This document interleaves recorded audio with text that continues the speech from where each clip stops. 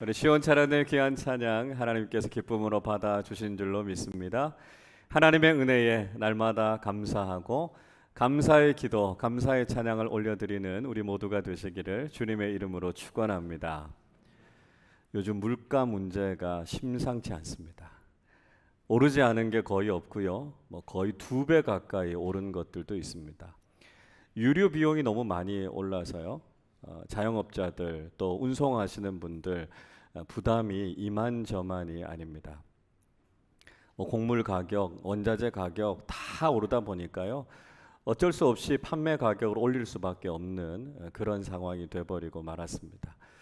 더 걱정이 되는 것은 상반기 물가 상승률보다 하반기의 물가 상승률이 더 높을 수도 있겠다, 그런 전망이 나와서 우리 마음이 참 무겁죠.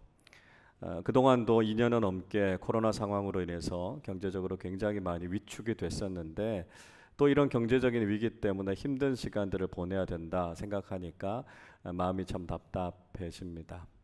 어려운 시간들을 보내고 있는데요. 하나님의 특별하신 은혜를 통해서 이 어려움 속에서도 우리를 도우시는 하나님의 은혜가 우리 교우들과 함께 하시기를 주님의 이름으로 축복합니다. 이렇게 경제적인 문제가 힘겹고 어려워지다 보니까 사람들이 흔히 하는 이야기가 있습니다. 이런 이야기죠. 돈 때문에 못 살겠다, 그런 이야기 합니다. 우리가 10만 원 들고 장 보러 가도 제대로 살 게 없다, 그런 이야기들 많이 하십니다. 노동자들, 사용자들, 임금 문제를 가지고 계속해서 부딪히거나 갈등을 일으키고 있지 않습니까? 때로는 가정도 이런 경제적인 문제들을 경험하다 보면 가정 안에서의 관계들도 깨어지고 흔들리는 경우들이 있습니다. 돈과 관련되는 문제들이 많아지다 보니까요, 범죄도 많이 일어나고 있고요. 또 돈 때문에 관계가 깨지는 경우들도 참 많이 있는 것 같습니다.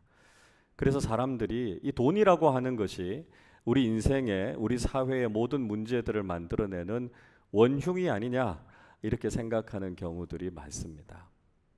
여러분 어떻습니까? 정말 그런가요? 가만히 생각해 보면 꼭 그런 것 같지는 않습니다.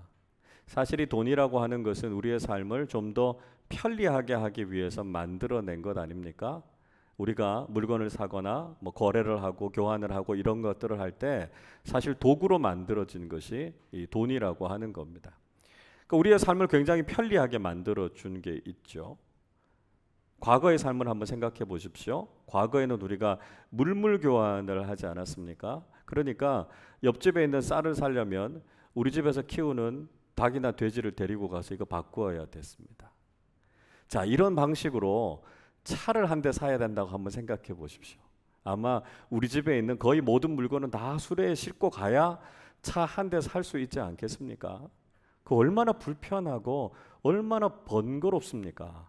그걸 간단하게 만들어준 것이 이 화폐라는 거죠. 그러니까 우리의 삶을 굉장히 편리하고 간단하게 만들어준 건데 사람들은 오히려 돈 때문에 못 살겠다, 이런 이야기를 합니다. 자꾸 경제적인 문제들이 일어나니까 모든 문제의 근원을 돈에다가 갖다 돌려놓고 있는 것이죠. 이 경제적인 문제는 사실 신앙생활에서도 그렇게 가벼운 문제가 아닙니다. 경제적인 문제는 우리의 굉장히 중요한 기도 제목이기도 하고요. 또 적지 않은 경우에 시험거리가 되기도 합니다. 돈 때문에 우리의 신앙이 약해지기도 하고 우선순위에서 밀려버리기도 하는 거죠. 오늘날 대부분의 교회는 자본주의 사회 속에서 운영되고 있습니다. 그러니까 경제적으로 넉넉하지 못한 교회들은 사실 운영하는 데 굉장히 큰 어려움을 겪죠. 그걸 생각해 보면 우리의 인생도 교회도 돈 때문에 참 어려움을 겪는구나 하는 생각을 갖게 됩니다. 여러분, 정말 돈이라고 하는 것이 우리 인생과 신앙에 있어서 모든 문제의 원인이 되는 것일까요? 우리는 오늘부터 시작해서 8주 동안 예수님의 산상수훈의 말씀 가운데 팔복에 대한 말씀을 같이 나누려고 합니다.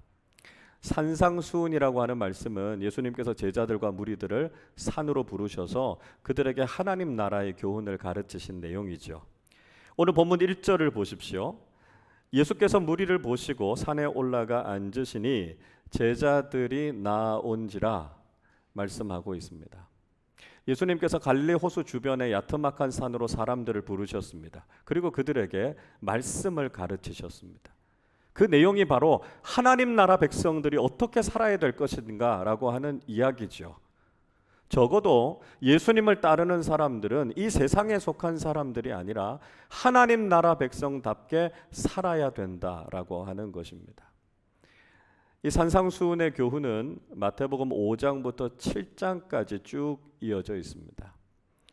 우리가 지난 사순절 기간 동안에 5장의 뒷부분 말씀을 함께 살펴봤죠.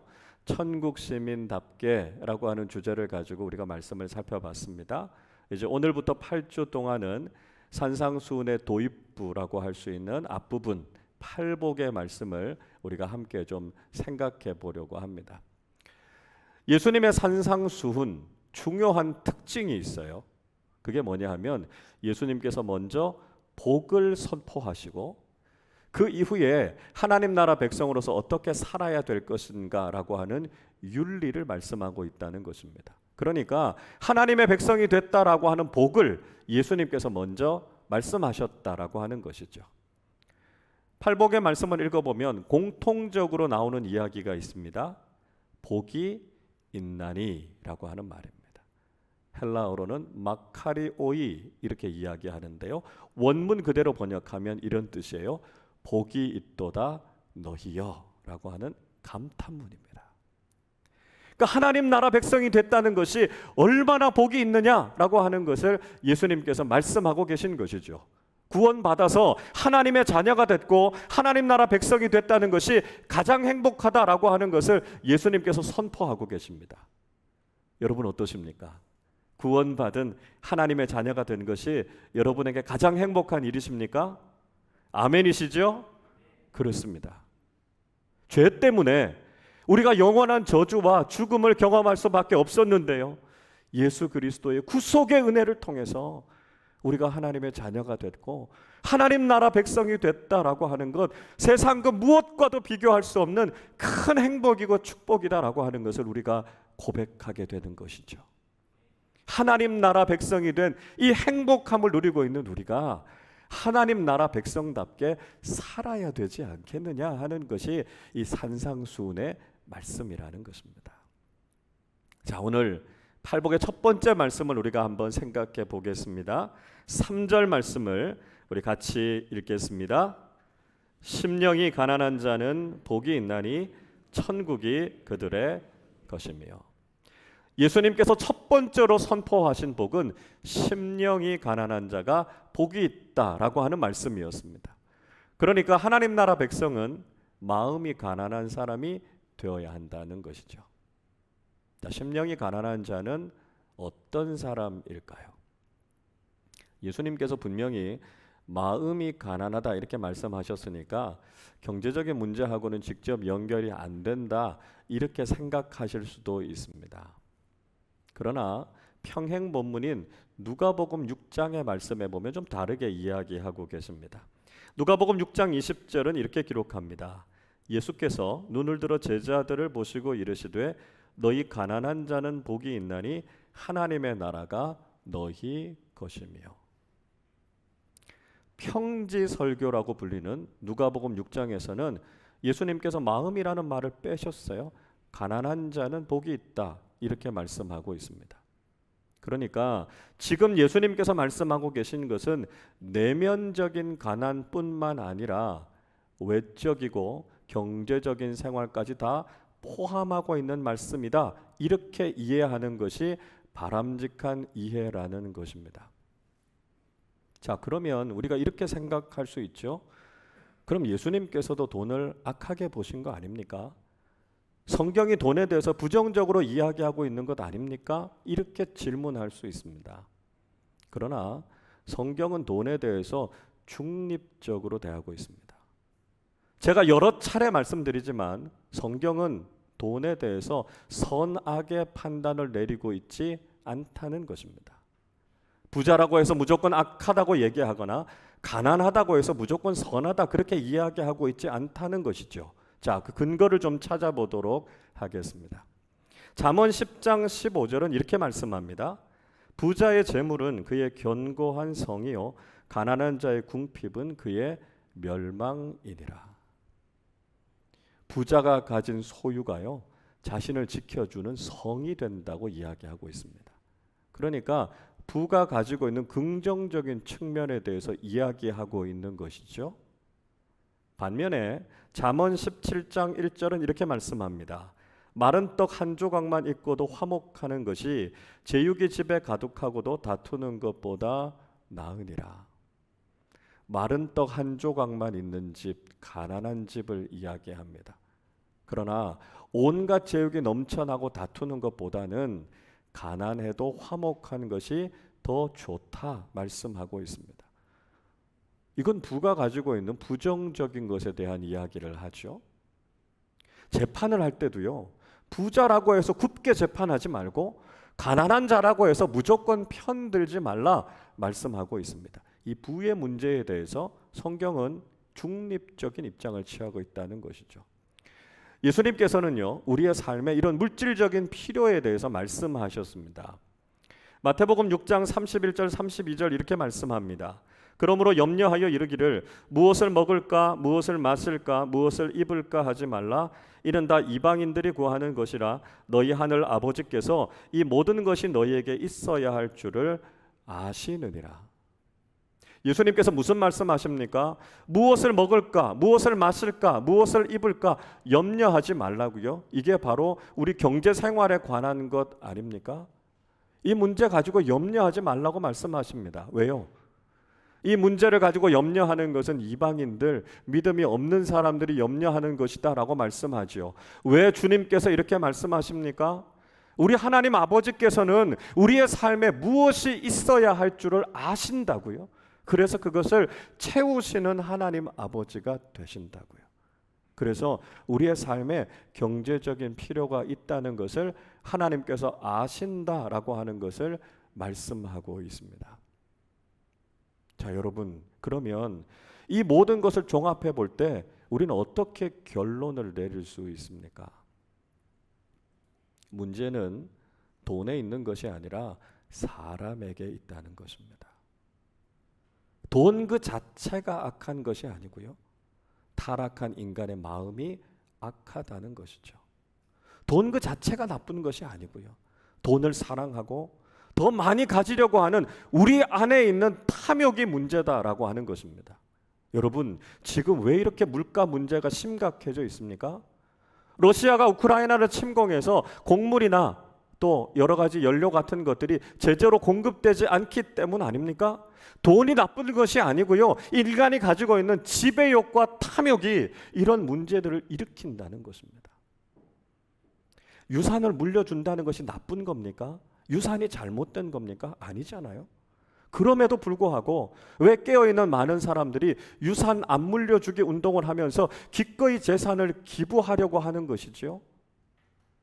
유산을 바라보면서 우리 안에 싹트는 탐욕 때문에 사랑해야 할 가족과 형제 자매들의 관계가 깨어지기 때문 아닙니까? 물질 그 자체가 문제가 아니고요.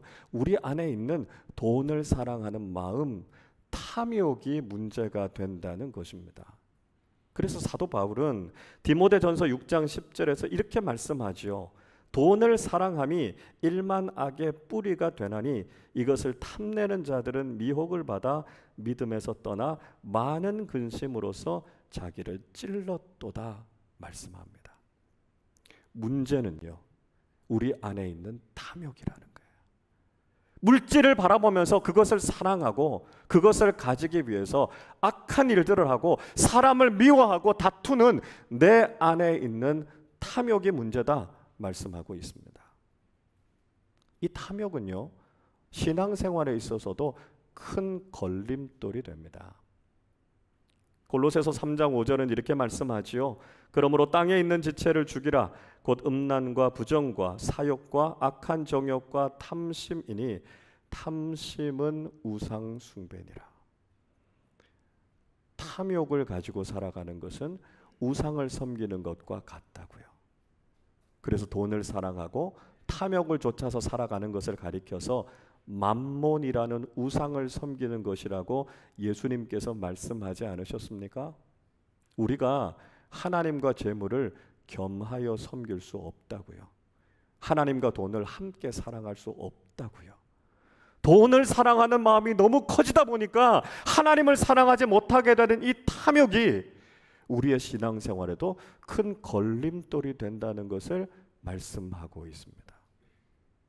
자, 이런 문제 때문에 예수님을 온전히 따르지 못하고 제자가 되지 못했던 대표적인 예가 부자 청년의 이야기 아닙니까? 예수님께서 예루살렘으로 가시는 길에서 부자 청년이 예수님을 찾아왔습니다. 이 부자 청년은 영생에 대해서 아주 진지한 질문을 가지고 있었고요. 나름대로는 율법을 아주 철저하게 지키면서 살려고 노력했던 사람이었습니다. 그런데 예수님께서 이 청년에게 있는 한 가지 중요한 문제를 보신 거죠. 그래서 이 문제를 해결해야만 주님을 따르는 제자가 될 수 있다고 말씀하셨습니다. 마태복음 19장 21절에서 이렇게 말씀하십니다. 예수께서 이르시되 내가 온전하고자 할진대 가서 내 소유를 팔아 가난한 자들에게 주라. 그리하면 하늘에서 보화가 내게 있으리라. 그리고 와서 나를 따르라. 예수님께서는 이 청년의 부유함이 문제라고 하셨습니다. 좀 더 정확하게 말씀드리면 이 청년의 재산이 문제가 아니라 돈을 사랑하는 그의 탐욕이 문제였다는 것입니다. 그가 탐욕의 문제를 해결하지 않으면 하나님을 온전히 사랑할 수 없다는 것이지요. 그래서 그의 재산을 다 팔아서 이 탐욕의 문제를 해결하고 오직 하나님만 사랑하고 주님만 따르는 제자가 되라고 도전하신 것이었습니다. 그런데 이 청년은 많은 돈 때문에 근심해서 결국은 주님을 떠났다고 말씀합니다.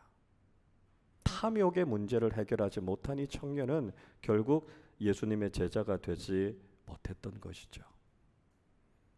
여러분, 우리는 주님의 이 말씀을 통해서 심령이 가난한 자가 어떤 사람인지를 깨닫게 됩니다. 이 말씀은 탐욕에 이끌려서 탐욕의 노예가 된 삶을 살지 않아야 한다는 것을 말씀하고 있습니다. 우리 내면의 가난뿐만 아니라 우리가 자발적이고 적극적인 가난을 실천하면서 살아야 한다는 것이죠. 우리의 마음으로 세상의 가치, 돈을 사랑하며 살아가는 것이 아니라 우리가 하나님을 사랑하는 가난한 마음을 가지고 살아야 한다는 것입니다. 우리의 비어있는 마음을 세상의 물질로 채우려고 하는 것이 아니라 하나님 사랑하는 마음으로 하나님의 은혜로 우리를 채우고자 할 때 우리는 심령이 가난한 사람들로 살아갈 수 있게 된다는 것이죠. 그렇다고 예수님께서 하신 이 말씀이 그리스도인은 무조건 가난해야 된다라고 말씀하시는 것이 아닙니다. 때로 우리가 가난하고 경제적으로 궁핍하게 되면 어떻게 됩니까? 낙심하게 되죠. 때로는 그것 때문에 범죄를 저지르기도 합니다. 하나님의 자녀답게 살지 못하게 될 수 있어요. 우리는 심령이 가난한 자가 이 땅을 어떻게 살아야 될 것인가라고 하는 아주 중요한 원칙을 알아야 됩니다. 우리가 심령이 가난한 자로 살기 위해서 여러분, 우리는 어떻게 살아야 할까요? 중요한 것은 우리가 탐욕을 따라 살지 않고 필요를 따라서 살아야 한다는 것입니다. 돈을 더 가지고자 하는 욕심으로 살아가는 것이 아니라 우리가 그리스도인답게 살아가기 위해서 우리의 삶에 거룩한 필요가 무엇인지를 하나님 앞에 구하면서 살아야 된다라고 하는 것을 말씀하고 있습니다. 예수님께서 제자들에게 주기도문을 가르쳐 주시지 않았습니까? 마태복음 6장 11절에서 이렇게 기도하라고 말씀하시죠. 오늘 우리에게 일용할 양식을 주시옵고. 예수님께서는 우리의 필요를 구하면서 기도하라고 말씀하셨습니다. 쌓아둘 양식을 위해서 기도하는 것이 아니고요, 일용할 양식을 위해서 기도하라 말씀하셨습니다. 하나님께서는 우리의 필요는 채워주시지만 우리의 탐욕은 채워주시지 않습니다. 그래서 우리가 심령이 가난한 자로 살아간다는 것은 그리스도인다운 필요를 구하며 살아갈 때 신실하신 하나님께서 그 기도에 응답해 주셔서 우리의 삶에 채워주시는 은혜를 경험하게 된다는 것이죠. 우리는 초대교회 공동체가 가장 이상적인 경제 공동체를 이루었다라고 하는 것을 잘 알고 있습니다. 유무상통의 공동체를 이루지 않았습니까? 누구도 자신의 것을 내 것이라고 이야기하지 않고요, 서로가 나누어 쓰고 함께 공유하면서 살았습니다. 그렇게 살 수 있었던 비결이 무엇이었습니까? 사도행전 2장 44절 45절은 이렇게 말씀하지요. 믿는 사람이 다 함께 있어 모든 물건을 서로 통용하고 또 재산과 소유를 팔아 각 사람의 필요를 따라 나누어 주며. 예루살렘 교회 공동체가 이상적인 경제 공동체가 될 수 있었던 것은 그들이 탐욕의 노예가 아니었기 때문이었습니다. 그들은 탐욕을 따라 살지 않았고요, 필요를 따라서 살았습니다. 그래서 자신의 모든 것을 가지고 와서 공유했고요, 그들이 필요한 만큼만 사용했기 때문에 그들은 경제적인 이상적인 공동체를 이룰 수 있었다는 것이죠. 여러분, 돈이 문제가 아닙니다. 우리의 마음이 문제입니다. 우리가 이 탐욕의 문제를 해결할 수만 있다면 우리는 하나님 나라 백성답게 살아갈 수 있고요, 경제적인 문제는 우리에게 시험거리가 되지 않는다는 것이죠. 그래서 주님께서는 우리에게 심령이 가난한 자로 살아갈 것을 말씀하고 있습니다. 세상의 가치를 뒤쫓으면서 부유해지기를 원하는 것이 우리의 삶의 목표가 아니라 가난한 마음을 가지고 하나님의 은혜를 사모하며 살아가는 심령이 가난한 자가 될 때 우리는 주님께서 채워주시는 은혜로 감사하게 되고 행복한 믿음의 삶을 살아가게 된다는 것이죠. 탐욕이 아니라 필요를 따라 살아가고 하나님의 신실하신 손길을 기대하고 의지하고 살아가는 인생이 복된 인생이다라고 하는 것을 주님께서 우리에게 말씀해 주고 계시는 것입니다. 자, 그러면 심령이 가난한 자는 어떤 복을 누리게 될까요? 예수님께서는 천국이 그들의 것이다 말씀하셨습니다. 심령이 가난한 자는 하나님 나라를 소유하면서 살아갈 수 있게 된다는 것이죠. 이 세상을 살아가는 동안 많은 것 가지지 못할지는 모르지만 영원한 하나님 나라의 구원과 생명을 누리면서 살아가는 삶을 살게 된다는 것이죠. 이 세상을 살아가는 많은 사람들은 세상의 가치를 추구하면서 살아갑니다. 그러다 보니까 세상 것에 집착하면서 살게 되죠. 세상의 것을 얻으면 세상을 다 얻은 것처럼 생각합니다. 그러나 성경은 이런 사람들에 대해서 이렇게 평가해 주지요. 누가복음 12장 21절 이렇게 말씀합니다. 자기를 위하여 재물을 쌓아두고 하나님께 대하여 부요하지 못한 자가 이와 같으니라.